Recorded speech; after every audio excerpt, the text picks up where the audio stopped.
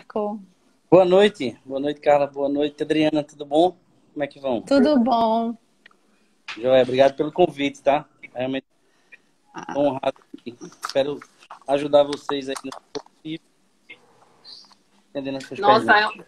é um prazer imenso. Eu tenho certeza, Marco, que essa live vai ajudar muita gente, porque é, nem sempre esses exames de pacientes tratados com correção endovascular, de aneurisma, eles caem na mão de especialista. Muitas vezes, o colega do plantão pega um paciente que tem uma endoprótese e, eventualmente, tem um endolique, e muitas vezes não sabe nem referir, né, como chamar aquele dispositivo. Então, existem ainda muitas dúvidas nesses pacientes, o que é importante de fato, não é mesmo, Carlinha? exatamente. Então, o que eu falo com os residentes, com os colegas, às vezes um colega de outra especialidade vem, chama a gente, Carla, Adriana, como é que eu relato essa endoprótese? Ou na verdade, essa alteração, eles percebem o aneurisma tratado, mas não sabem como descrever no laudo. E quais as informações, porque muitas vezes o paciente chega numa emergência com uma dor abdominal, então até os parâmetros que são importantes para relatar, eles não têm realmente o dia a dia que a gente vai, realmente essa troca que nós temos com os vasculares, né, que eles realmente estão sempre lá sinalizando o que é importante, a gente vai buscando, vai estudando, e aí a gente queria compartilhar um pouquinho com os colegas que no dia a dia muitas vezes não laudam direto angiotomografia ou angiorressonância, mas que é importante saber para ajudar os pacientes e os colegas, né, os vasculares, que vocês ficam com as perguntas na cabeça sem resposta. Certo.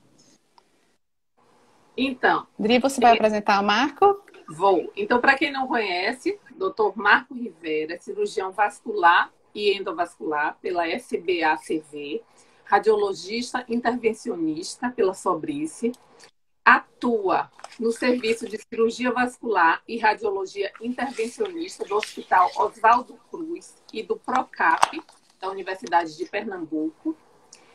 É coordenador do serviço de cirurgia vascular do Hospital Esperança, em Recife, da Rede DOR, e staff da Angiorrádio de Pernambuco. Obrigado, Quantas pessoal. coisas. Nós Muita que coisa. agradecemos, viu, Marco? Tá, joia.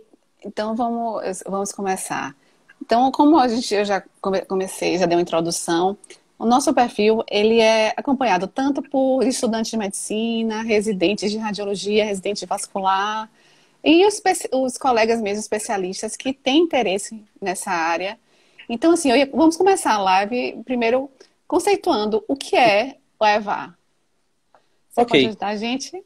sim, claro. Então, o tratamento do aneurisma, da doença aneurismática ou da dissecção de aorta, seja ela torácica, seja ela infrarrenal, ela pode ser cirúrgica aberta, e aí a gente não vai discutir indicações aqui, não vai basicamente dividir e o que é que pode ser achado da tomografia. Então, cirúrgica aberta vai ser realizada a interposição de uma prótese, né, usualmente de um tecido dacro, e aí na tomografia provavelmente vai aparecer semelhante à aorta, porque aquilo fica bem incorporado. Mas o tratamento endovascular, que aí seria o que é bem conhecido como EVAR, Endovascular Aneurysm Repair, esse seria os tratamentos do aneurisma infrarrenal, né, a gente divide basicamente abaixo das renais e acima das renais, então, ou incluindo as viscerais como um todo. Então, o que a gente conhece por EVAR é o tratamento endovascular, do reparo endovascular do aneurisma com endoprótese. A diferença é que, normalmente, essas próteses elas têm um componente metálico, e isso é radiopaco, isso é hiperdenso na tomografia, e coberto por algum tecido ou plástico, a depender do fabricante. Pode ser um tecido também de dacro, ou então um plástico como o PTFE. A gente tem também algumas variações. Então, por exemplo, quando o tratamento é torácico, a gente chama de TIVAR, T-E-V-A-R. A gente tinha falado EVAR, agora é TIVAR, que é o tratamento do aneurisma torácico. Então, Thoracic Endovascular Aneurysm Repair. A gente tem também, colocando um F na frente do EVAR, FIVAR, seria fenestrated. Fenestrated porque essa prótese vem com as fenestras. Eu vou mostrar aqui uns modelozinhos. E se eu colocar um B na frente do IVAR, seria branched, ou seja, de fenestrated de fenestras e branched de ramos. Então, a prótese ela pode ter ramos, isso vai ter uma importância enorme na interpretação de vocês. Então, hoje a gente não trata só as infrarrenais, a gente trata os pararrenais, os que incluem a renal, os que incluem a mesentérica, tronco cilíaco, e isso vai ser importante na avaliação pós-operatória, seja no urgência ou seja relativo mesmo no segmento. Então, a gente já falou aí de IVAR, FIVAR, que é fenestrado, tem uns buraquinhos, BIVAR, que seria branched, tem uns raminhos, e TIVAR, que é uma prótese reta na torácica. Então, eu vou exemplificar aqui para ficar mais ilustrado. Quando a gente fala de IVAR, a gente tem tanto as próteses que têm fixação suprarrenal, então ela não cobre as renais, ela só fixa acima das renais. Então, você vai ver um stent na frente da renal, só que não tem nem fenestra nem ramo. Seria o que a gente chama de stent, de bare stent. Eu não sei se dá para ver daí. Esse seria uma prótese como essa, bifurcada na aorta, infrarrenal. A renal vai estar logo aqui, né, acima, não vai ser coberta, obviamente. E vai ter esse stent que serve como fixação, porque ele tem umas barbelas. Tem outro exemplo de outra marca. Então, esse é chamado de bare stent. Esse stent vai estar acima da renais, mas ele é vazado, tá vendo? Então o fluxo passa normalmente. Bom, e a gente estou projetando, inclusive aí, Marco, Tô vendo. Excelente. E permite, né, esse segmento vazado, né, free flow, permite justamente a opacificação das artérias renais, né? Usualmente, talvez vai ficar muito pequeno para você ver, mas usualmente, isso aí na tomografia a gente consegue, dando uma ampliada, ver. Tá vendo que tem uma pecinha mais amarelinha, tem uns azuisinhos e aqui tem uma amarelinha. Não sei se dá para ver. Bom, o que eu quero dizer é o seguinte, que nos pontos cardinais, normalmente você tem umas marcas de ouro. Então, esse é um quadradinho mais espesso que você consegue saber onde começa exatamente o pano. Para saber se ele está acima da renal, se subiu um pouquinho, se migrou. Então, mesmo com o stent, e o stent é um pouco diferente, tem isso também, como você vê na sua imagem aí. O stent é um pouco diferente do bare stent, tá? Ele é maior, normalmente é mais longo, tem um formato diferente. Veja como é o stent aqui, bare stent em cima, e o de baixo ele vai ser um pouco menor, como você vê na tomografia que você está mostrando. Bom, ainda nas infrarrenais, a gente tem os modelos de próteses que não tem esse dispositivo. Então, eles foram fabricados, eu não posso dizer que um é melhor que o outro. A gente adapta aí nas indicações, nos colos, etc. Mas alguns endopróteses não têm o bare stent. Então, esse que não tem o bare stent, ele tem que ficar abaixo das renais, tá? Normalmente, independente se o colo é de 5 centímetros de comprimento, a gente tende, como a doença aneurismática é progressiva, a gente sempre tende a colocar justa renal. Então, o ideal é que ele fique o mais próximo possível da renal mais baixa. Esse é um detalhe técnico Então, se ela estiver muito longe, ou foi colocado muito longe, inadvertidamente, porque ela caiu, despencou na hora de liberar, ou então ela migrou. A migração hoje não é tão comum. Você tem diversos, mesmo nessas que não tem o sistema de fixação suprarrenal, elas têm umas barbelas que são muito eficientes. Então, dificilmente ela migra, sabe? Existe migração? Existe, mas hoje caiu muito em relação às próteses de primeira e segunda geração. Aqui um outro modelo de prótese que tem, tá vendo as barbelas dela aqui? Deixa eu ver se eu... Tá vendo? É uns espigões, ó, tá vendo? Isso aqui fica na parede da aorta. E aqui você não tem o bare stent. Tá? Bom, uma vez que o aneurisma, por exemplo, imagine... Dá para ver aqui? Tá. Sim. Você tem aqui o aneurisma, tá certo? E esse aneurisma chega muito próximo dessa renal mais baixa. Desse lado tem duas renais. Você pode colocar uma fenestração para uma renal e subir o colo e colocar a justa renal do outro lado. Um exemplo, né? Um exemplo de você usar a fenestração aqui. Então, a prótese vai ser fabricado para aquela anatomia do paciente com um buraquinho para que você venha por dentro e coloque um stent unindo o corpo principal da prótese com o ramo a ser revascularizado. E aí você teria um exemplo dessa prótese também. Essa mesma prótese aqui, ela tem um buraquinho, tá vendo? Essa tem vários fenéticos. Essa tem várias fenéticos. Por dentro dela, vai ser colocado um estente revestido. Então aqui seria um modelo onde acontece. Aqui você tem uma fenestra, ainda não. E tá vendo um buraquinho aqui? Isso vai ser feito para a anatomia do paciente. E um ramo, nesse caso não é ramo, é uma fenestra que vai vir por dentro. A gente vem por dentro e coloca um estente. Isso aqui é só uma maquete. Tá certo? E as próteses com ramos, eu tenho aqui uma maquete também. A diferença é que ela já vem com uma camisinha, né? Digamos, uma camisa de blusa, como se fosse uma como é que chama? Uma manga, né? Uma manguinha. E por dentro a gente vai colocar os estentes que vão revascularizar todos os troncos necessários. Seja ele renais, seja ele mesentérico, ou seja ele tronco celíaco. Já tá por aqui. Tá? Então ela vem com os ramos, e esses ramos entram nas artérias viscerais. Bom, isso aí dá margem a você, quando ela vê uma prótese dessa passando e com ramos, saber se tem fluxo saindo de cada uma dessas conexões. Então, a gente vai falar mais na frente sobre os endolites. Não sei se eu esclareci aí o que... Não. Ainda foi ótimo. A torácica. Sim. A torácica é um tubo reto, né? Um tubo reto. E aí pode ter com ou sem free flow, porque ela pode passar um pouco da subclávia, né? Então, existe ela tanto, da mesma forma da abdominal. A torácica também tem com o barrier stent, ou free flow, barrier stent, mesma coisa. Porque free flow, na verdade, é um nome patenteado, né? Mas a gente chama de uma empresa. Mas é o barrier stent, e para todas as próteses é o barrier stent. Ou não, ou sem ele. E aí você vai ter um arcabouço metálico com um tecido. E aí tem uma prótese... Bom, mais na frente a gente pode falar, mas tem uma prótese que tem uma característica diferente. Dessas todas ainda mais. Ela tem um endoesqueleto. Imagine que a parte metálica é por dentro. E ela tem só a fixação na pontinha dela aqui em cima. E essa parte é solta. Quem vai abrir é o fluxo. Sim. Então, o que acontece? O próprio fluxo, isso na tomografia você vai ver que tem a parte de metal. Sim. Vai sair um pouquinho o contraste ali. Aquilo ali, não só nesse modelo tem isso. Aí era uma coisa detalhada para saber que modelo é.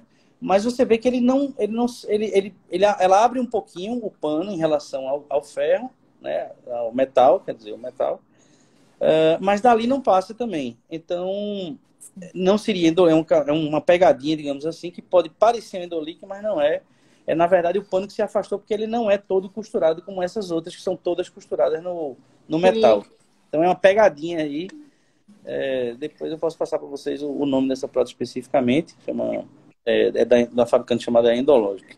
Mas as outras todas, elas são agarradas, né, costuradas, inclusive, no estente, ou colada, né? Depende do modelo, ou colada ou costurada. Gente, foi ótimo. Gente, gostei muito, viu, Marco? Eu nunca vi tanta endoprótese fora do exame de angiotomografia, porque para vocês vêm todo dia, né? E a gente vê a imagem, as reconstruções. Muito obrigada por trazer todos esses modelos, enriqueceu bastante. Tudo obrigado. Então, gente, só para o pessoal que está assistindo, a gente tem a prótese que Marco falou logo no início, que é a prótese de Dacron, da cirurgia convencional aberta, que ela não é radiopaca, né? A gente consegue perceber na tomografia, com algumas dicas, pela retificação, pelo contorno bem liso e etc., e que hoje em dia a gente não vê tanto mais. A gente vê, inclusive, raramente. A gente já viu muito no passado. Hoje em dia a gente vê muito raramente, porque hoje em dia a gente vê mais nos exames de imagem de tomografia as endopróteses. Então, assim, Marco falou endoprótese, falou stent. E aí, muita gente, Marco, tem dúvida quando referir endoprótese, quando referir stent. Então, ele falou que a endoprótese é uma malha metálica recoberta por um tecido que tem justamente o objetivo de impedir que o sangue pressurize o saco aneurismático. Então, faz essa diferenciação para o pessoal saber, Marco, como descrever. Quando falar stent e quando falar endoprótese. Tá, vamos lá. Bom, se você disser stent para tudo, não vai estar errado, porque toda endoprótese é um stent. A diferença é que ele é um stent revestido. Isso. Realmente, se você não sabe nada da história, se você, digamos que você pegou um exame bem tardio, você não sabe nada da história, e aí você flagra um aneurisma mas você não sabe da história, né? Você viu um aneurisma que ele encolheu completamente, uma dissecção que encolheu completamente e houve cura. Você vai ver um espessamento ali da parede, talvez, e vai ver um stent por dentro. Você vai ficar na dúvida se aquilo é um stent ou não. Um stent não revestido ou não, talvez, né? Para uma pessoa que não tenha a experiência. Na verdade, se você souber da história e o tratamento for de um aneurisma, ou de uma fístula, ou de uma dissecção, a chance é muito grande de ser uma endoprótese, porque o stent não revestido, ele teoricamente não trata. Mas isso não é absoluto, porque a gente tem algumas tecnologias que não são revestidas e que usam em aneurisma e dissecção. Existe uma técnica, por exemplo, para dissecção chamada Petitcot. Petitcot. Essa técnica é o seguinte: basicamente você faz uma endoprótese torácica, uma TIVA, que é uma endoprótese, é um stent revestido, então com endoprótese. Endoprótese é um stent revestido. E aí, para baixo, você não faz essas com ramos. Você só quer fazer com que a luz verdadeira ela dilate, né, e comprima a luz falsa, que isso é para acelerar o remodelamento e melhorar, digamos, o fluxo para baixo, para as pernas e distal. Existe um stent que não é revestido e que você coloca aí, tá certo? Chamado stent dissection. Esse stent, ele não é revestido, né, é um stent, está passando por ali pela frente, então talvez se você observar, se o stent está passando pela artéria mesentérica, pelas renais, então se ele que não está obstruindo e não tem ramos para ela, então aquilo ali não pode ser endoprótese, porque senão ele estaria fechando. Então a dica, assim, que você consegue saber que aquilo ali não é um stent revestido. Existe uma outra técnica que você pode utilizar, chamado multilayer, stent multilayer. O stent multilayer é um princípio de tratamento diferente da endoprótese, onde você redireciona o fluxo.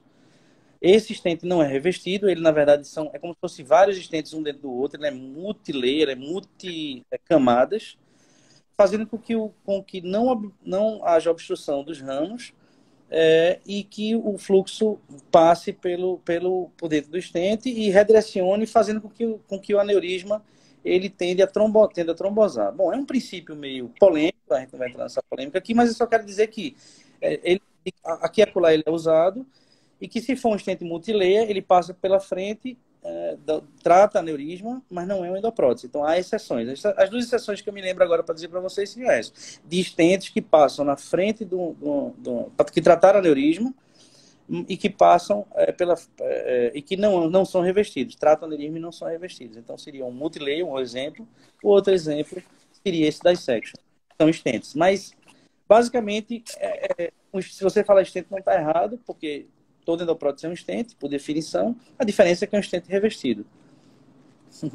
Exatamente. Então, gente, o radiologista às vezes fica com essa dúvida de como descrever. Então, é isso que Marco falou. A gente costuma chamar, de modo geral, de endoprótese aquele stent que é revestido. Geralmente, o stent é revestido quando ele quer excluir um aneurisma. Então, se você vir o saco aneurismático ao redor, excluso ou não, ou uma falsa luz de uma dissecção, ou um pseudoaneurisma, então aquilo ali é uma endoprótese que seria um stent não revestido. O stent que é o stent revestido. O stent não revestido vai para tratar mais processos obstrutivos, para expandir uma luz verdadeira de alguma forma. Então, se for um revestido por tecido, é endoprótese. Se não for, stent. É isso aí. Em relação, Marco, à avaliação por imagem desses pacientes. Então, nós radiologistas que trabalhamos com ressonância, que trabalhamos com ultrassom, que trabalhamos com tomografia, onde é que a gente vai costumar ver mais esse segmento de pacientes em pós-operatório de correção, endovascular de aneurisma, qual é o protocolo que o seu serviço costuma usar para avaliar esses pacientes que trataram por via com a técnica endovascular de aneurismas aórticos. Ok, então eu vou falar um pouco de cada um, do que a gente pode ver em cada um, mesmo que uns sejam hoje menos usados do que antigamente, só para a gente ter uma ideia, já que tem estudante, etc. E não esquecer de que existem outras formas de a gente avaliar, caso, por exemplo, você não esteja num centro de referência.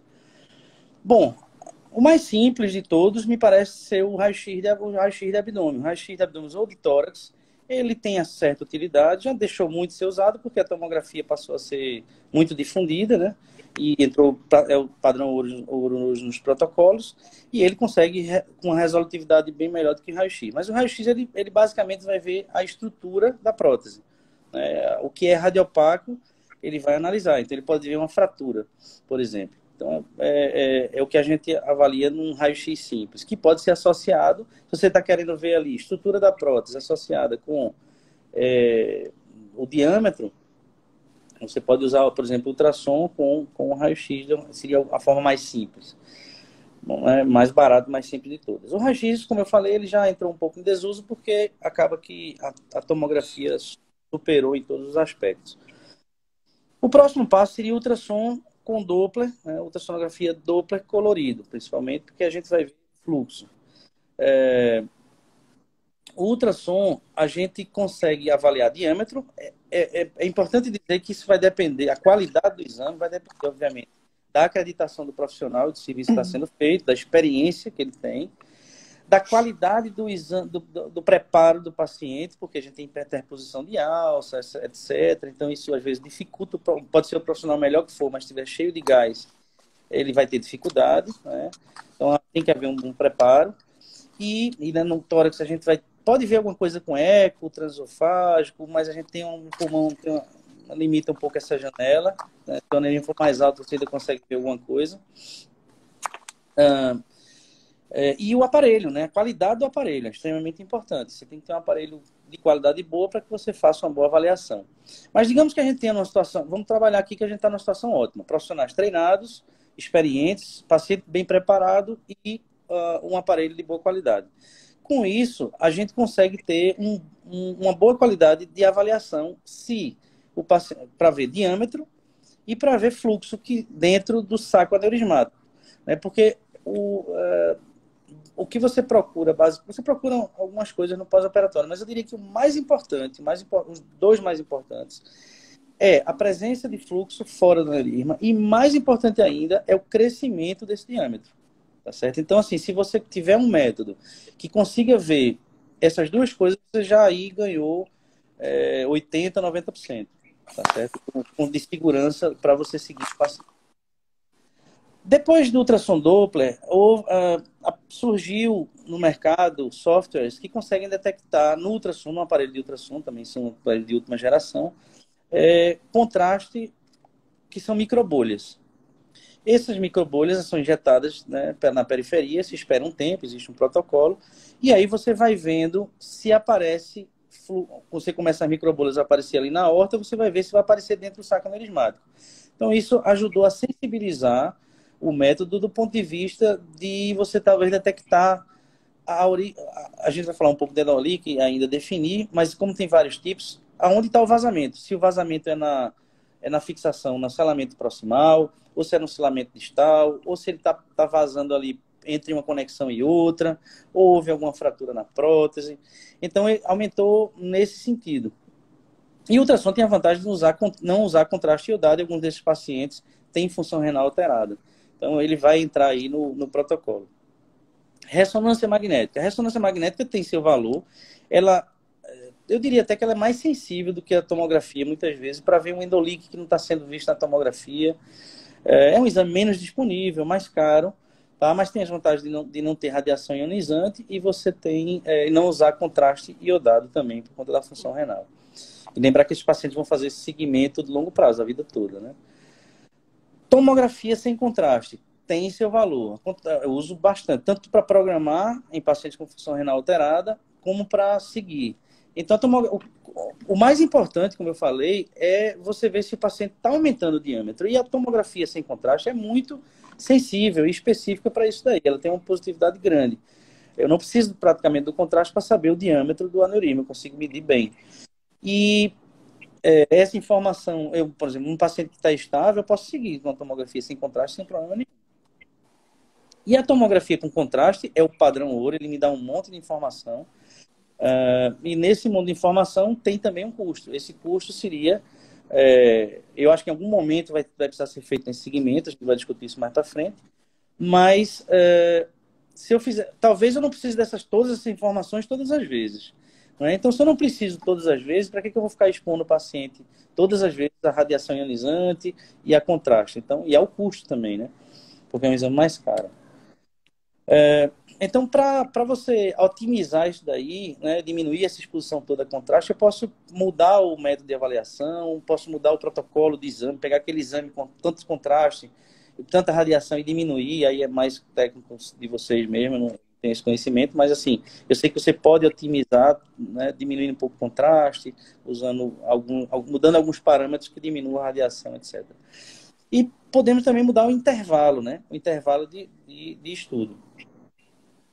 Então, pronto, se o padrão ouro é uma tomografia com contraste, o que é que eu vou procurar? Então, vamos falar mais dele, né? Que no ultrassom eu já falei, fluxo e diâmetro. A gente pode seguir no exame num paciente bem preparado do ponto de vista de intestino, né? de gases. A gente vai procurar leak, como eu falei, endoleak, eu vou classificar, a gente vai falar um pouco disso aí mais para frente. Diâmetro máximo do aneurisma, acho que é o mais importante de todos. A gente já tria logo se o paciente é um paciente que está crescendo ou não. Então, para o cirurgião, é extremamente válido dizer, esse aneurisma está crescendo. Né? E não seja só variação, porque a gente sabe que existe variação pequena entre examinadores e entre exames. Você pegar, às vezes, o mesmo examinador e pedir para ele ver hoje, pedir para ele ver daqui a um mês, vai ter 1 milímetro aí, 2, sei lá, de diferença, porque a gente nunca mede exatamente no mesmo lugar. Isso é avaliação técnica que não quer dizer que ele cresceu. Mas eu como cirurgião, preciso dividir nos pacientes que estão crescendo e que não estão crescendo. Porque daí é que eu vou tomar minha decisão clínica, né? Independente se tem leak ou não. É por isso que o crescimento eu acho mais importante do que o leak. Porque o leak a gente vai ver que ele pode ter, mas eu continuo observando. Eu também posso olhar as desconexões, né? A gente vê que é uma coisa meio que uma coisa entra na outra. Então, tem várias conexões. Isso eu estou falando de uma prótese infrarrenal. Quando você coloca aquelas que tem ramos, aí é que tem conexão mesmo. Então, cada uma daquelas pode haver. No próprio, imagina um aneurisma grande de 8 centímetros, quando você trata, que ele descomprime, ele começa a remodelar. Então, nesse remodelamento, você começa a ter mudança de forças e aquilo está pulsando o tempo inteiro, né? Obviamente. Então, nessa pulsação, nessa coisa, junto com o aneurisma aí encolhendo, pode causar algumas tensões que podem até desconectar uma peça da outra. Elas são feitas para que isso não aconteça, mas como isso pode acontecer, essa é a razão da gente seguir. Também você pode Marco, eu queria só mostrar para o pessoal aqui. Sim. Pode me interromper, a hora que você quiser aí. Na verdade, essa topografia aqui, que é a topografia em que o ramo ilíaco ele se conecta. Então, a gente tem esse segmento aqui, que eu não saberia dizer assim, talvez uns 2 centímetros, Marco, não sei, que ele fica com 3 centímetros, que ele fica com uma coloração aqui mais, né, mais hiperdensa, porque ele tem a sobreposição da malha metálica. Então, você tem que ter isso aqui. Quando essa perninha daqui, ela migra, a gente já viu casos desses, você pode ficar um segmento desse descoberto, que seria a desconexão, no caso aqui, da endoprótese bifurcada ortilíaca, não é isso? Essa prótese mostrada aí, eu não sei se tem interação com o público, mas se houver, essa prótese é suprarrenal, infrarrenal? Eles respondem, não? Eu não sei se... Respondem. E aí, turma? Respondem. Pronto, o que é que vocês acham? Acham que essa prótese mostrada, ela é de fixação suprarrenal, ou seja, tem o stentezinho bare stent, ou stent não revestido, ou não? Alguém consegue ver aí no tomografia? E aí, pessoal, responde aí. Caio, cadê Caio? Caio tá fazendo lá um opcional com vocês. É meu É, residente. olha. Verdade. Bom, essa é uma prótese, provavelmente do fabricante igual, ela é uma prótese, essa daqui, é exatamente essa. Ela não tem o estente revestido. E esse modelo são 3 centímetros. Existe um modelo que são no mínimo 2, você pode botar mais ou no mínimo 2. Então, você perguntou aí se era 3, se era 2, depende do modelo, não dá para dizer com certeza não, mas é no mínimo 2, mínimo. Bom, continuando, o que é que a gente pode ver, né? Então, a gente falou já de líquido, vazamentos, né? Esse seria contraste do saco aneurismático fora da prótese. Isso. Diâmetro máximo, integridade da estrutura metálica, né? Se teve alguma fratura, etc. Desconexões entre esses módulos. Compressões nos estentes, né? Você pode ter um estente nesse tipo aqui, que pode estar comprimido por alguma coisa, na origem de uma artéria renal, etc. Você pode ter migrações, você pode ter acotovelamentos, né, modifica exatamente dessas forças do formato, da morfologia do aneurisma mudando, modificando. Ela pode ir. Imagine que o aneurisma normalmente ele causa um dólico na artéria, ela aumenta, ela alonga. Então, à medida que ela vai encolhendo, o tratamento deu certo, ele vai encolhendo, talvez a prótese vá ficando um pouco redundante ali dentro. Ela precisava fazer curvas dentro daquele saco que não precisa mais. E aí, às vezes, ela cotovela um ramo, alguma coisa nesse sentido. Elas hoje são muito flexíveis, já pensando nisso, né? Mas são coisas que você pode procurar. Perviedade dos ramos, né, da prótese, seja ele os ramos ilíacos, né, os ramos de TAG, como dos ramos que você eventualmente revascularizou de forma visceral. Então, se eles estão pérvios, tem contraste dentro deles. Isquemia da víscera revascularizada, rim, fígado, baço, etc. Porque, às vezes, no próprio tratamento, você pode ter tido embolia, microembolia e infartado alguma parte ali do rim, ou então uma artéria polar renal, ela pode ter sido coberta inadvertidamente, ou então propositadamente, uma artéria fininha, e deu um infarto do polo inferior. Então, tudo isso vai participar do laudo, né? Observar tudo esse... tardiamente, você pode também procurar infecção, né? Então, às vezes, com um quadro clínico de febre, que é do estado geral, etc., você vai procurar infecção. Infecção, você procura coleção, periprotética, gás, borramento, uma captação anormal do contraste, esses são os sinais inflamatórios, né? É outra coisa que você pode procurar. Sim. Então é isso. Gente, são tantas informações. Posso fazer... Só para organizar um pouco, Marco, para o radiologista, para o residente que está aqui, falou, meu Deus, agora realmente esse laudo não terminou hoje com tanta informação. Mas não é difícil, não, é rapidinho, gente. Não, e também então não a gente... Tudo isso, Deus queira que... Sim. Mas também não... Não, com certeza. Então, Deus queira não tenha nada. Identificamos... Não, isso é o ideal, isso que a gente quer, e a gente quer que o aneurisma ele reduza cada dia mais. Né, para a gente ter uma exclusão completa do aneurisma.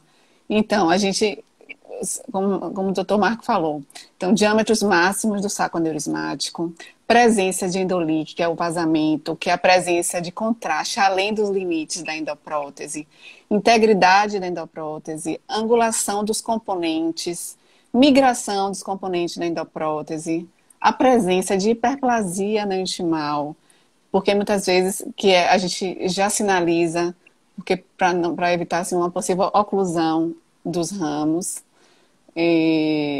a questão da isquemia visceral, que ele falou, a presença de infecção, com borramento dos planos gordurosos adjacentes à endoprótese, ou seja, ao aneurisma com endoprótese, coleções, e deixa eu ver, acotovelamento do estente, acho que eu falei, faltou alguma coisa, Marco? Não, tudo isso. A Adri também, se quiser também complementar, eu acho que é mais ou menos isso. E assim, Marco, na realidade, ele abordou todas as possibilidades. Todas. Mas para você que está aí, começando no laudo de angiodensina, não se desesperar, como ele mesmo falou, Na realidade, o que é mais importante? Você identificar a presença daquela endoprótese bifurcada aortoilíaca, ver se ela tem uma fixação suprarrenal ou infrarrenal, que ele já mostrou aí, inclusive mostrou que na fixação suprarrenal, aquela parte inicial não é recoberta por tecido para permitir a entrada de fluxo para as artérias renais. E a partir daí, você vai procurar, como ele mesmo disse, o saco aneurismático, que se ele não tiver regredido completamente, ele vai estar lá. E qual é o parâmetro mais importante que Marco falou? É o diâmetro do saco aneurismático. Mais até do que a presença de leak, porque de repente tem um leak e que ele não vai tratar se o saco não estiver crescendo, a depender do tipo do leak, isso ele vai falar daqui a pouco. Mas dizer se esse saco aneurismático está crescendo e depois disso, se tem ou não o endolique, que seria o fluxo fora dos limites da endoprótese no interior do saco aneurismático, são as duas informações realmente imprescindíveis, mais importantes. Isso. E aí, todo o resto que Marco falou vai ser a cereja do bolo, né? Vai deixar seu love top, mas essas duas informações, a endoprótese a respeito da integridade, se tem migração e o diâmetro do saco, a presença de leak, são de fato as coisas mais importantes. Não é mesmo, Carminha? Isso. E aí, então, continuando, eu vou pedir para a Marco falar um pouco da classificação dos endoliques. Ok. Então, endolique, ele é quando você... Não posso nem dizer assim que necessariamente você tem que achar fluxo, porque hoje a gente tem vários tipos, né? Se eu vou falar dessa classificação. Sim. Mas tem uma delas, que é o último tipo, que você nem detecta o fluxo, né? Necessariamente. Então, e ele é considerado como endolique, mas é chamado como endotensão. A gente vai falar mais na frente. Então, basicamente, o endovazamento, né? Que seria a palavra em português, ou o endolique, que é bem utilizado, ele seria você encontrar contraste fora da prótese e não fora do aneurisma, né? Dentro do saco aneurismático. Bom, a gente tem o tipo 1, tipo 2, tipo 3, tipo 4 e tipo 5, tá certo? E alguns desses você tem uma subdivisão. O tipo 1, basicamente, é pela zona de selamento. Então, vamos falar do tipo 1. Sim. Esse tipo 1, ele é um líquido direto, né? Tem alguns que é indireto, mas esse é direto. Direto significa que o fluxo está indo direto para o saco. Além de ir para a prótese, está indo direto para o saco. E ele vai ser subclassificado de acordo com o local que está sendo vazamento. Então, imagine que você, na fase arterial da tomografia, você viu que ali na fixação proximal, perto da artéria renal, onde tem essa foto ali, você vê contraste só ali em cima. Significa que é um tipo 1A, que é pelo selamento proximal. O tipo 1B é por selamento também, mas você vai ver enchendo lá embaixo. Ó, ali, está bem ilustrado. Perfeito. Ali, quando você vê o contraste lá embaixo, provavelmente ele está vindo retrógrado, né, pelo selamento distal. Então, seria um B. Você ainda tem um C, que seria... Existe uma... Eu não mostrei aqui, porque eu também está usado menos. Mas imagine que tem uma prótese dessa aqui, bem longa, onde isso aqui fica na renal e isso aqui fica no ilíaca.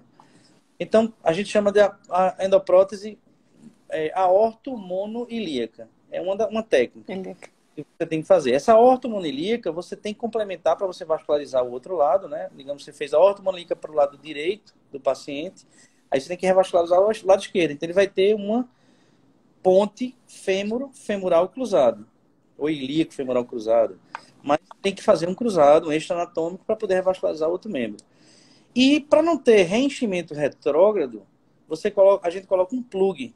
Então, se vaza por esse plug retrogradamente do lado esquerdo, imagina que você fez uma aortomonoilíaca direito, fez um bypass para a esquerda e botou o plug na esquerda, na ilíaca comum, para o fluxo não voltar e não encher de novo o aneurisma. Se vazar por esse plug, é um tipo 1C. E você tem um outro tipo ainda, porque como você tem essas com ramos, etc., você tem vazamento por esses ramos para renal, ramo para são side branch, né? Esses ramos viscerais. E também para ilíaca. Sim, um outro modelo de prótese, né, que vocês vão ver, pô, tem uma prótese aqui na aorta abdominal, aí ela entra pela ilíaca, aí da ilíaca ela entra pela outra, pela hipogástrica também, na bifurcação. Ainda tem esse modelo, que é assim, ó. Eu desconectei aqui, mas eu vou conectar. Então, essa é aquela que eu mostrei, a aorta abdominal bifurcada. Por dentro dela, quer dizer, a gente vai conectar ainda, fazer outra conexão, para que ela tenha uma bifurcação aqui, que vai ficar na bifurcação da aorta, e ainda, quando a gente quer preservar a hipogástrica, a ilíaca interna, ela vai ter um raminho. Pode ter para um lado, ou ser unilateral ou bilateral. Eu acho que no laudo também pode confundir, você tem um stent vindo para a ilíaca, então sabe que tem esse modelo também, ramo para hipogástrica. Então, se dentro desse aqui vazar nesse ramo, ou no ramo que vai para renal, etc., é o tipo 1D. Então, aí, tipo 1 seria basicamente dos selamentos, seja lá de qual for. Tá certo? Tipo 1. Tipo 2 é o seguinte, o tipo 2 ele é o indireto. É o indireto. Ele não está vazando pelos selamentos, mas imagine que o sangue vai para a hipogástrica, né, para a ilíaca interna, ou para a mesentérica superior, e da mesentérica superior vai para a mesentérica inferior, ou da ilíaca vai para a mesentérica inferior também, que elas se comunicam, pelas retais, etc. E aí você enche a mesentérica inferior, ou lombares, ou o que for, e volta para o aneurisma.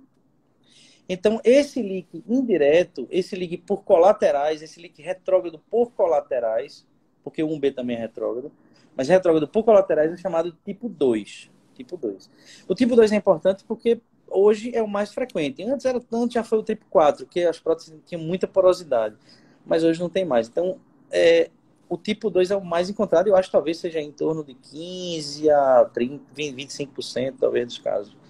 Né? Seria o tipo 2. Então, e aí é importante você tentar procurar ver se ele vem por uma lombar, o ponto onde ele chega no saco aneurismático, se é por uma lombar ou se é por uma renal polar, que pode acontecer também. Apesar das artérias renais não terem muita comunicação, mas às vezes desenvolve através das capsulares. E aí você consegue ter um desses entrando pela própria polar que foi coberta no aneurisma, no tratamento do aneurisma. Ou pela mesentérica, ou pelas lombares, esses são os pontos mais frequentes. E aí a subdivisão deles se é um ponto de entrada ou são vários pontos de entrada e saída. Né? Se você conseguir essa informação, ótimo. Se não conseguir, basicamente você dizendo que às vezes ele entra por um tipo 1, lá de fixação proximal, e deságua por um tipo 2 também, sabe? Às vezes, se você conseguir vendo o contraste, eles se comunicam, pode ser que seja os dois tipos. Provavelmente você pode dizer até que tem provável endolite tipo 1A, um de fixação proximal, 1A, e com deságue por lombar, ou tipo, caracterizando talvez um tipo 2, um componente do tipo 2, ou ou você vai ver um contraste ali ficando mais proximalmente, em cima, e aí eles não se comunicam, e você vê tardiamente chegando por baixo, por uma mesentérica, então talvez você caracterize aí dois endolíticos, tipo 2 e tipo 1, associados, né? Então, o tipo 2A seria aquele quando você só tem uma entrada. Tipo, só a mesentérica chega ali e dali não sai. No contraste na fase tardia não passa para canto, fica por ali. O tipo 2B ele é mais complexo. Ele tem várias entradas e saídas, mais de uma. Então, só para se conseguir caracterizar isso bem. Se não, também, o importante se você já disser que é tipo 2, já ajuda bastante. Né? E se você conseguir excluir, que é o tipo 1, por exemplo, ajuda muito, porque os tipo 1, eles precisam normalmente ser tratados, o aneurisma está pressurizado. O tipo 2, como é colaterais, não necessariamente ele está pressurizando o aneurisma, e a imensa maioria você não precisa tratar do tipo 2. Vamos lá, tipo 3. O tipo 3 basicamente é uma falha na prótese, né? É uma falha, tipo um rasgão, um furo, uma fratura na prótese. Então, vai vazar por ali. Também pode ser das conexões da prótese com prótese. Então, se você tem uma conexão do componente aórtico com o componente ilíaco, é um tipo 3. Se você tem um furo nela, também é um tipo 3. E aí vai ter uma subclassificação. Então, nessas outras, inclusive, que você tem vários módulos, nessas tóraco-abdominais, você tem um módulo aqui, um módulo aqui, essa não tem 3 módulos, mas módulo com módulo, então tudo isso vai ter uma subclassificação. Tá? O cuff fenestrado, que é esse aqui, por exemplo, se é a conexão desse cuff fenestrado com um outro componente aórtico, é tipo 3A. O 3B, enfim, talvez fique muito cansativo aqui dizer toda a classificação dela, mas o que é importante saber do tipo 3? O tipo 3 é um líquido direto, pressurizado, né, como o tipo 1, e que provavelmente ele precisa ser tratado. Ele vai precisar ser tratado, está pressurizando a energia. E é de conexões. É de conexão, seja de um componente aórtico com aórtico, ou seja, de um componente aórtico com o ramo ilíaco. Basicamente. Ou então porque fraturou. Rasgou, etc. Tá? Então, esse seria o tipo 3. O tipo 4, a gente costuma, quando a gente vê, são endopróteses de baixo, a gente chama de ultra baixo perfil, elas têm uma porosidade um pouquinho maior, mas ela não tem menos eficiência por conta disso. Mas quando você faz a angiografia final com o paciente muito heparinizado ainda, você vê ali o contraste, você vê uns jatinhos pequenininhos na arteriografia. Na alta do paciente já não tem mais. Então, reverteu a heparina, etc., aquilo ali já some. Então, o tipo 4 então, é por porosidade, não é que a prótese esteja rasgada nem furada, mas é porque o sangue ainda está passando por pela porosidade da prótese, até que o sistema, né, as células comecem a tapetar e diminuir esse vazamento. Tá? E o tipo 5, então, dificilmente você vai ver um tipo 4 no segmento. Realmente é muito difícil, porque isso se resolve em sala. O tipo 5 é a endotensão. Você não identificou, né, nenhum vazamento por nenhum método. Você botou ressonância, você usou tomografia, você usou ultrassom com contraste, você usou ultrassom com Doppler. Melhor qualidade, mas você está vendo que o saco está crescendo. Então, isso chama-se de endotensão. Essa endotensão você pode também subclassificar, tipo, quando nunca foi achado fluxo em nenhum dos exames do segmento, só vê ele aumentando. Ou então, tipo, no segundo exame do segmento você achou, aí no terceiro não tem mais. Aí virou endotensão. Você não está identificando mais nesse exame, mas em algum exame já apareceu. Mas, assim, basicamente é aquele que você, num determinado exame, você não identificou, ou determinado ponto do tempo, você pesquisou e não achou em canto nenhum, por nenhum método, e você vê o aneurisma crescendo. Alguns deles podem ser por higroma, quer dizer, não tem sangue ali, mas algumas próteses tinham isso. Hoje é mais difícil. Ia passando tipo plasma. O plasma ia passando. Então, quando você operava, que abria, só tinha aquele plasma, não tinha sangue específico, mas ele estava aumentando.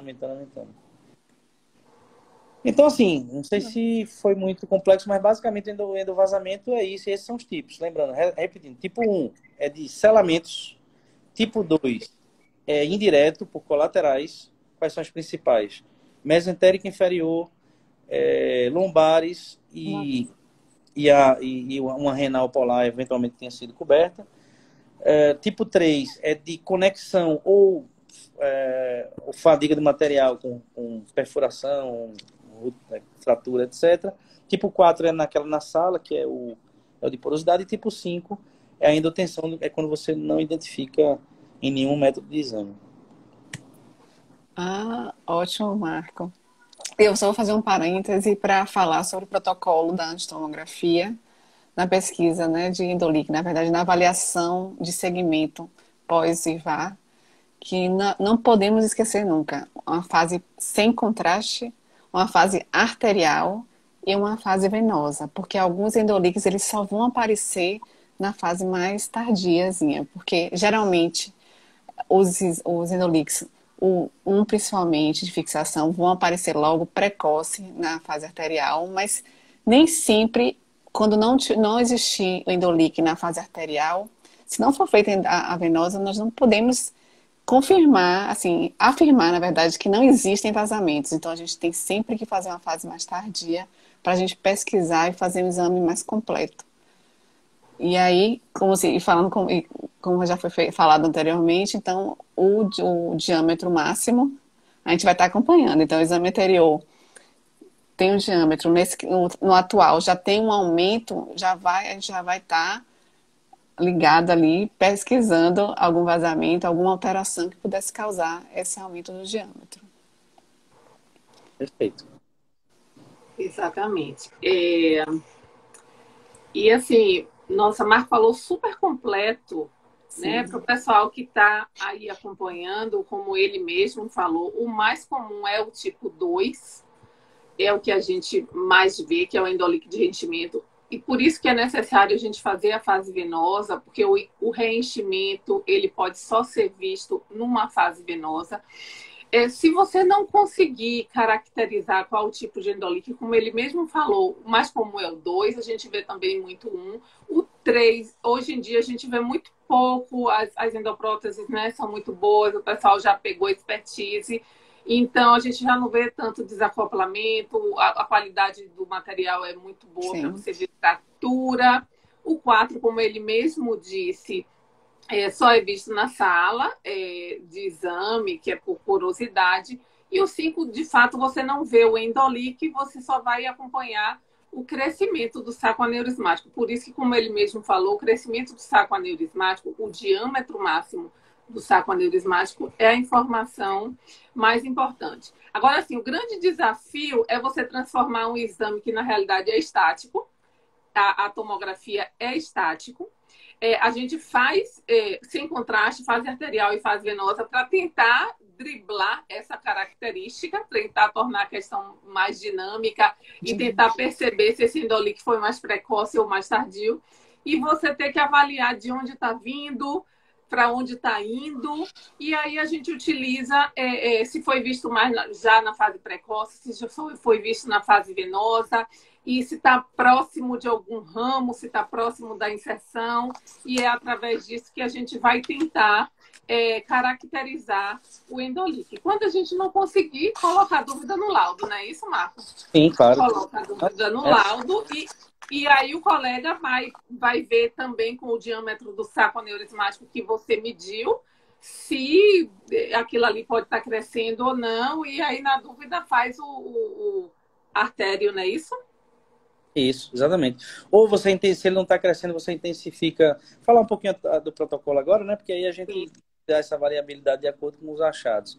Você pode aumentar a frequência dos exames, se o paciente está assintomático, o diâmetro não for tão grande, se cresceu pouco ou não cresceu. Então, talvez você ainda, se você está na dúvida realmente se é um tipo, se você, né, não caracterizou que é um líquido direto, então você pode segurar um pouquinho. Se direto seria aquele 3 ou aquele 1.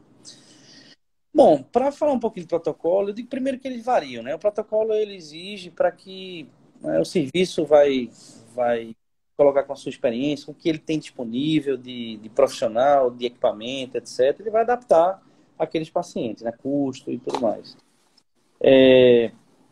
Eu vou colocar aqui um protocolo, digamos, ultra completo, que era o protocolo que era feito no início, e lembrar que no início as próteses eram um pouco diferentes, o conhecimento era um pouco diferente, a gente não sabia exatamente como é que o paciente ia evoluir, existia precisava ser comparado muito com cirurgia aberta, então o segmento era bem rigoroso para que, caso fosse identificado qualquer problema, fosse resolvido de forma endovascular.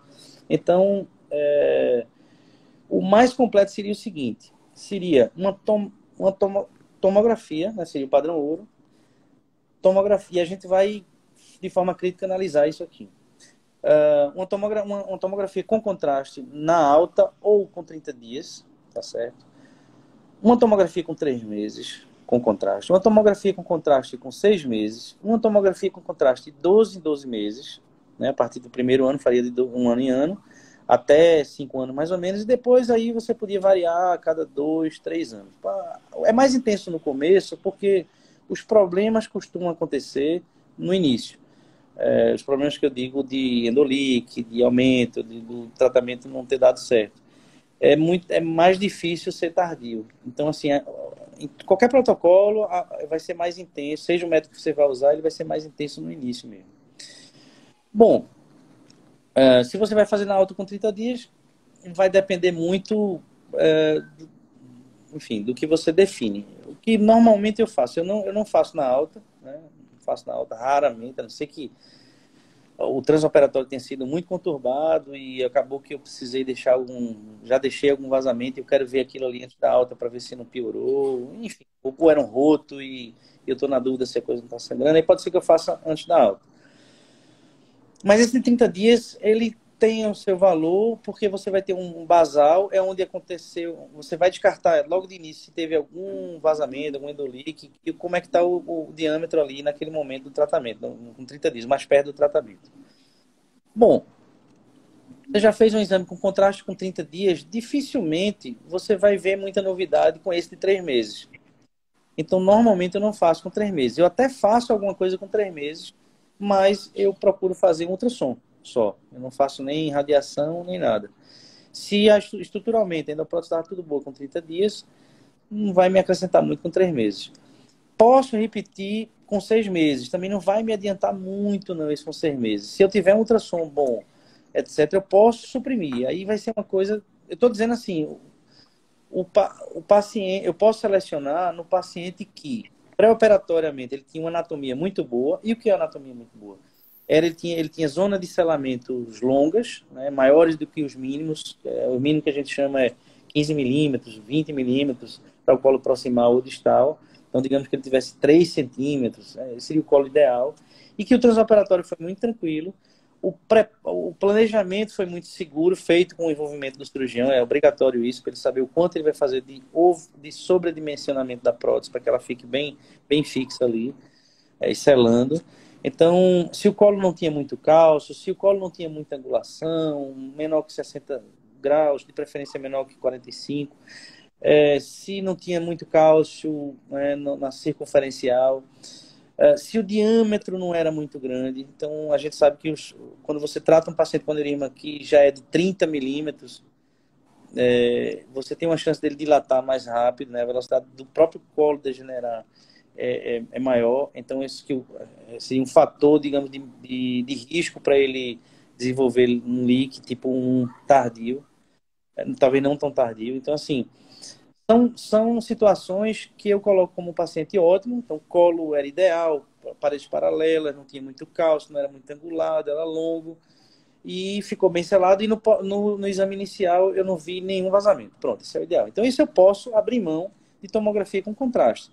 Deixar para fazer aí, talvez, com 1 ano. Eu posso seguir nesse primeiro ano até com ultrassom e tomografia sem contraste. Porque se ele não estiver aumentando, e se o Doppler, seja ele com contraste ou não, o Doppler, né, com contraste de microbolhas ou não, eu posso, descartando aí um vazamento, e ele diminuindo, inclusive, eu posso ir segurando e fazer uma tomografia lá para 1 ano. Dá. Esse seria um paciente tipo ideal para fazer isso. E o resto vai ser meio termo. Vamos estratificar aí. O paciente de excelente prognóstico, seria esse que eu citei, ou um paciente que você tem uma anatomia favorável, um transop foi ok, mas a tomografia que eu fiz já mostrou um endolíquido tipo 2, tá certo? Um endolíquido tipo 2 ali, mas não tinha crescimento. Então, e se eu boto a estratégia padrão, eu coloco uma tomografia talvez com 6 meses, né, para ver se ela já está em resolução ou não. E tem aquele paciente que tem uma anatomia muito ruim, desfavorável. Esse eu vou ser mais intensivo no meu segmento. Que uma tomografia precoce já mostrou alguma alteração, tipo, mais direta, ou que o saco ainda não regrediu com 6 meses, ou até aumentou. Então, esse eu tenho que colar mesmo, mais nele, tenho que fazer com mais frequência e seguir, talvez, aquele padrão. Então, assim, eu não tenho um protocolo fixo, não. E, inclusive, varia pela função renal do paciente, né? Então, se eu uso mais ainda o ultrassom, com ou sem contraste, daí eu estou preferência. Se eu for suprimir muita tomografia, eu tento ele sempre com contraste microbolhas, para associar com tomografia sem contraste. As duas coisas. E aí vou seguir no máximo que eu posso. E houve alteração aí realmente do tamanho. E eu estou pensando em tratar. E o ideal é que eu faça com contraste mesmo. E aí já parta para o tratamento. É aquele paciente que está evoluindo no crescimento, tem endolíquido documentado. Aí vai acabar indo para a sala. E esse crescimento ser mais de meio centímetro, né? Em 6 meses, pelo menos. Eu não sei se ficou muito misturado ou não. Mas não, ficou ótimo. Ficou excelente. Ficou ótimo. Eu queria falar só rapidamente para concluir, Marco, e Carlinha vai falar depois, porque a gente já está há 1 hora e foi assim maravilhoso Eu acho que, inclusive, assim, para mim, é, você falou algumas coisas assim espetaculares. Uma delas é a questão do saco aneurismático, que é tão importante, porque às vezes o radiologista ele fica só procurando endolíquido, e o saco aneurismático é importantíssimo se ele está crescendo para a definição da conduta. E a outra coisa que é claro que a angiotomografia com contraste é o método de escolha, é o método que nos traz mais informações, mas como você mesmo falou, as coisas podem mudar os protocolos de acordo com a anatomia do paciente antes da cirurgia, com a função renal do paciente, e a gente tem que lembrar que existem outras opções para o segmento desses pacientes, que não só a tomografia, então pode se associar os métodos, como você mesmo falou, a ultrassonografia com Doppler colorido, a ultrassonografia com Doppler utilizando contraste microbolhas, a própria tomografia, se o paciente tiver uma disfunção renal, sem o contraste, porque dá para medir os diâmetros máximos do saco aneurismático que poderia guiar, ou até a angiorressonância, que apesar de não mostrar características próprias da prótese, não vai mostrar fratura da prótese, porque a prótese não é avaliada pela ressonância magnética, mas alguns estudos até falam que ela pode mostrar endolíquidos que de repente não apareceram na angiotomografia com contraste, e o contraste da ressonância ele não tem uma nefrotoxicidade direta como o contraste organodado da tomografia. Então, essas informações foram, de fato, maravilhosas. Eu tenho certeza que os radiologistas que estão assistindo a live vão encarar agora o segmento de um tratamento endovascular de aneurisma com mais segurança e tranquilidade. Não é, Carlinhos? Coisa boa. Coisa boa. Espero ter ajudado. Não, com certeza. E, Adriana, vocês já falaram realmente tudo, foi muito bom. E a gente está perto do colega que é o seu dia a dia, e a gente tenta de toda, assim, da forma mais completa, tá ajudando, tá andando junto e acompanhando o resultado dos procedimentos. Então, outra coisa, por favor, lembra sempre de pedir ao paciente para trazer o exame anterior, porque a gente já conversou aqui agora que... Estou escutando bem. Tá, vocês estão ouvindo? Sim. Pronto? Então, o exame anterior, então a gente já falou, a gente bateu tanto na questão do diâmetro máximo, o crescimento é muito importante, não só o vazamento, como o doutor Marco falou. Então, se tiver um aneurisma que está crescendo, não consegui ver o tipo de endolíquido, não sei se é 2, estou na dúvida, está muito próximo da fixação, mas está saindo uma lombar aqui do lado desse endolíquido aqui. Mas o importante é a gente descrever, falar que se ele aumentou. Então, se a gente não tem um exame anterior para comparar, o colega vai ter esse trabalho quando chegar no consultório. Então, a gente pode tentar ajudar também dessa forma, colocar o lado mais completo possível. Mas mesmo se você não faço angiotomografia, chegou um paciente para mim na emergência com a dor abdominal, uma tomografia de abdômen, mas eu vou dar o diâmetro máximo, vou tentar ver as características da endoprótese, e aí tentar ver realmente assim, a questão de integridade, de angulação, de fixação.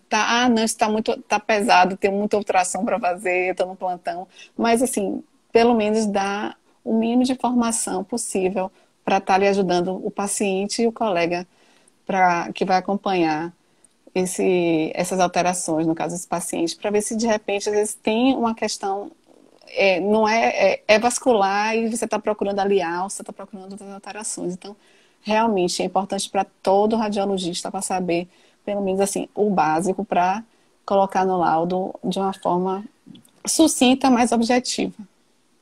Acho que é isso. Obrigada, Marco, pela sua presença. Eu que agradeço. Vocês aí são craques, eu só tentei aí contribuir com a parte, o ponto de vista vascular aí. Eu espero não ter falado muita besteira. Não foi ótimo.